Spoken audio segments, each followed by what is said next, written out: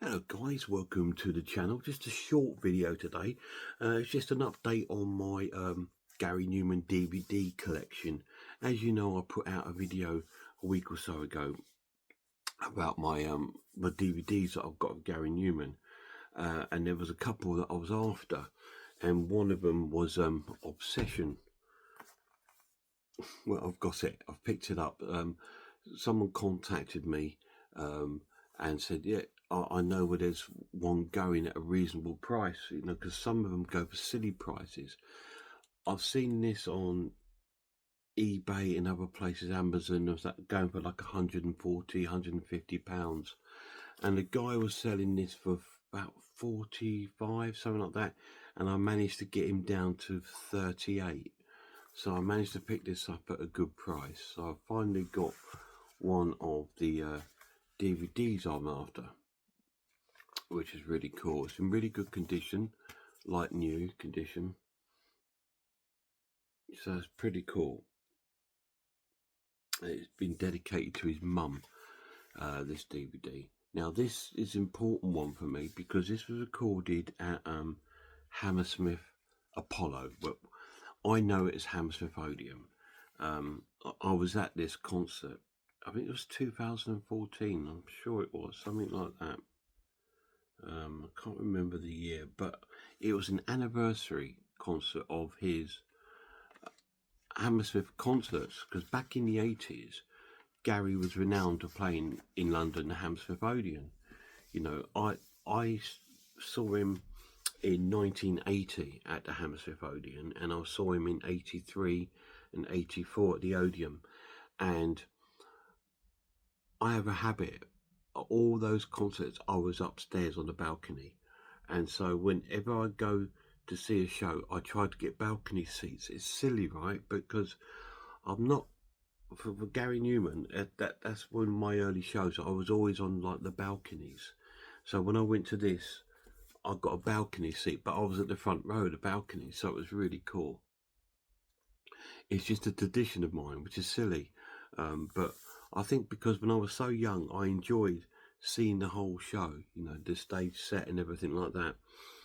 And when you're down front, you don't get to appreciate that. Yeah, you get the closeness of being close to the band and stuff like that, but you don't get that sort of that whole experience.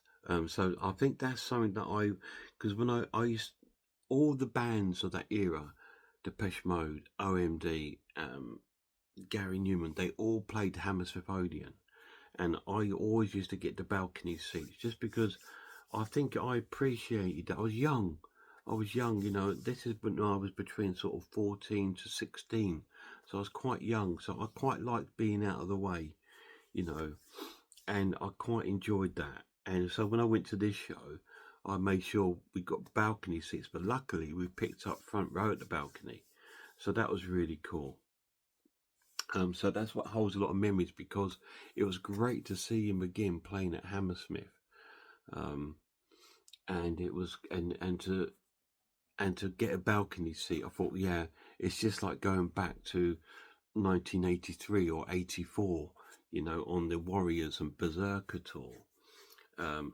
That's my fondest memories. I loved Gary Numan's early stuff. I saw him in 80, I saw him at 81 at Wembley, and stuff like that. But I appreciated him more in 83, 84, because I was that tiny bit older, like I said, you know. So I sort of appreciate, I was really young when I saw Gary Numan first, because I went with a friend with me of my mum's, who took me along, and because I loved his songs, so I went.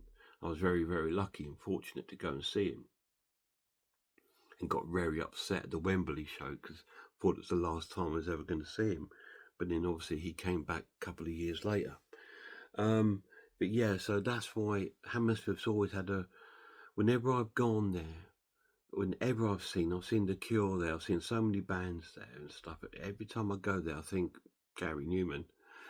It's crazy, right? I just associate him with that venue, and it's just simply because of my youth. You know, that's where the concerts were. You know, we used to go down to London and we would go to Leicester Square. There was a ticket office there, booking office. So we used to go there and we used to buy the concert tickets in the window. You used to have a big list of all the concerts coming up. And I used to go, oh, I'd love to see them, love to see them.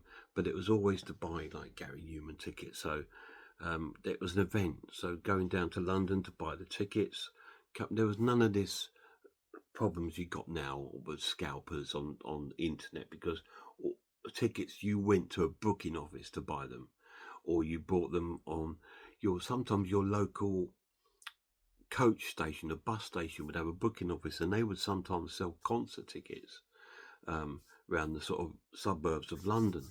But we used to go into London and go to buy the tickets from the booking office. There was one at Oxford Circus, I remember. I can't remember what it was. I think it was Star Green, something like that.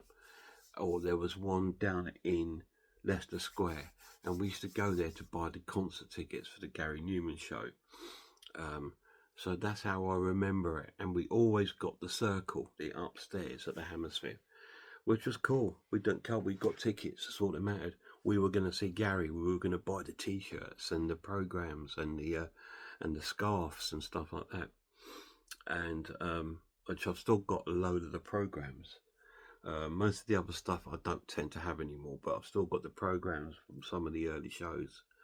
And it was an event, so it was always important. So when you played at Hammersmith that year, although the set was completely different, I would have loved him to have actually done a set of songs that he only played at the Hammersmith shows. But this is, I think it was a part of the Splinter tour, and he sort of like collaborated a lot of the Splinter album and some of his sort of like more modern tracks. He did do quite a bit of sort of like Tubeway Army stuff, if I remember right, on this. So I'm going to view this one night this weekend, hopefully, and get like a sort of imagining of the show.